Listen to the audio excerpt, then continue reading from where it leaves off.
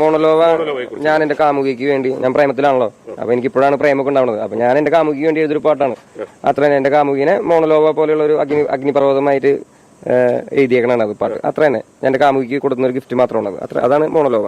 പിന്നെ വിപ്ലവ പാട്ടുകൾ ഇനിയും വരും, പ്രേമ പാട്ടുകളും ഉണ്ടാവാനുള്ള. എല്ലാവരും പാട്ട് കേൾക്കുക. ഇന്നലെ പറഞ്ഞിരുന്നല്ലോ ലഹരി ഉപയോഗം തെറ്റാണെന്നുള്ളത്. അപ്പോൾ അത് തിരുത്താൻ തീരുമാനിച്ചിട്ടുണ്ട്. ഞാൻ മദ്യപിക്കുകയും പുകവലിക്കുകയൊക്കെ ചെയ്യുന്ന ആളാണ്. ഞാൻ ഇവിടെ ഗവൺമെന്റ് വെക്കുന്ന മദ്യമാണ് ഞാൻ വാങ്ങിക്കുടിക്കുന്നതും പുകവലിക്കുന്നതും ഒക്കെ. അപ്പൊ പിന്നെ ഇത് ഞാൻ അതുകൊണ്ടൊരു മോശപ്പെട്ട മനുഷ്യനാണോ എന്ന് എനിക്ക് അറിയാൻ പാടില്ല. ആ സാധനം ഞാൻ കള്ളുകുടിക്കുകയും വലിക്കുകയൊക്കെ ചെയ്യുന്ന കാരണം എന്നെ കാണുന്ന കൊച്ചുമക്കളൊക്കെ ഇൻഫ്ലുവൻസ്ഡ് ആവുന്നുണ്ട്.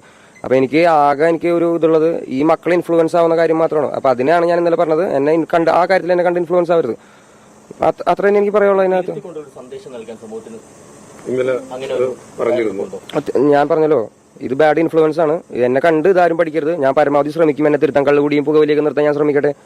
ഞാൻ ആ കാര്യം കൊണ്ട് ഞാൻ മോശപ്പെട്ട മനുഷ്യനാണോ എന്നുള്ളതൊക്കെ തീരുമാനിക്കേണ്ടത് നിങ്ങളാണ്, പൊതുസമൂഹമാണ്.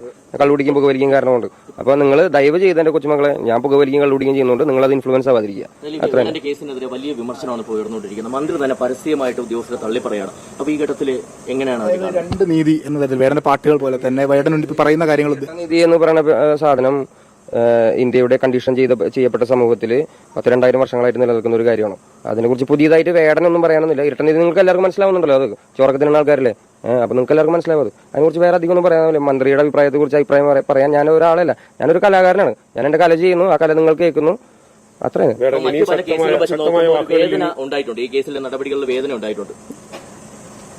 നിങ്ങൾക്ക് വേദനിച്ചു എന്നെ അറസ്റ്റ് ചെയ്തപ്പോ?